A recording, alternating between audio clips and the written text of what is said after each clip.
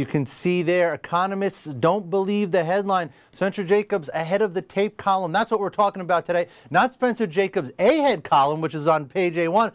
Maybe on lunch break you can talk about that one. That's I do A1, I do C1, I do all. I didn't do B1 today. You do it all. Spencer Jakab's ahead of the tape columnist here with us today. Talk about disinflation. This is very interesting. Very interesting coming ahead of an FOMC meeting next week. We got producer prices this morning. You're seeing a headline drop in inflation, which is disinflation, right? The question, I guess, is it a blip or is it real? Is that what it comes down to? That's what it comes down to, and you have to look at the core. So, if you look at the consensus of Wall Street economists, they're looking at this and they're, if you permit upon, they're dissing disinflation because they say, yeah, of course, this is give back from that commodity pop you had earlier this year, gasoline and other things, and that's having an outsized impact. So if you look at the headline number today, you had a pretty lower than expected producer price index. Right. Tomorrow you get the consumer price index. Also expected to soften a lot, possibly even drop below 2% year on year, which is a pretty good number. But the core is pretty solid. Right. The core, which excludes, they strip out food and energy. Right, exactly, which is a much more stable measure of inflation, and that has to do with wages and housing and things like that are big components of that. And that, therefore, the Fed is not going to be that comfortable with easing, and that's really what you have to watch. And this is a fleeting thing, and it's going to reverse, get lower, but then by late summer, you're going to have a tick back up in the headline rate. And I wouldn't be so sure about that. I think that, given the slowdowns in other parts of the world, given the headwinds, given the bad numbers you saw today on retail sales, I wouldn't be that confident. Core, of course, doesn't drop off a cliff. It does take some time to come down.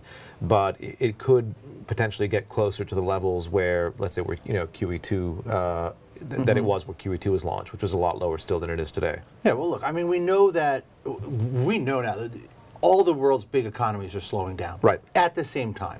Everyone in Europe is slowing down. We're slowing down. China's slowing down. So you're right. In that term, it is more than just a blip. I mean, this is a larger scale thing going on. We know wages are flat. We know wages are good. Wages are a big source of inflation. Right. They're not going anywhere. What does this do for the Fed? Does this kind of clear the... Because this is what the market wants to hear, too. I got to tell you. The market wants to hear, oh, good, this will clear the decks for the Fed to do something. Well, that's the problem. Does this do this?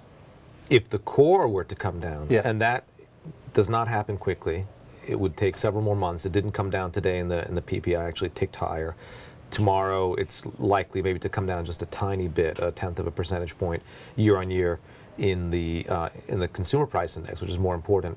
Then there's the PCE deflator, which is what the Fed watches. What the Fed really looks at. And that's coming down only slowly, so they don't have a green light. They have a yellow light. They could speed through it, or they could be cautious and slam on the brakes. That's the long and short of it. So even though these headline figures look like they're kind of carte blanche for them to act, they aren't. But I think that Wall Street is a little too, I mean, they're hesitant to see erosion in the core. It could happen. Yeah. Now, what do you think this means for consumers? I mean, are these prices moving enough to make a real difference for consumers? Well, year on year, consumer prices probably rose about 2%, including food and energy. So that's a nice respite. You go back to September, they were going up at a pace of 3.9%. So it's nice. It helps. 2% is a level that it's closer to the level of wage growth that allows you to breathe easy. But a lot of it's commodity give back at this point. And then if the core comes down, that could be because that could be bad for consumers in another way, because for wage earners might not have too much traction in terms of asking for raises and things like that. So it's not it's hard to really paint a rosy picture.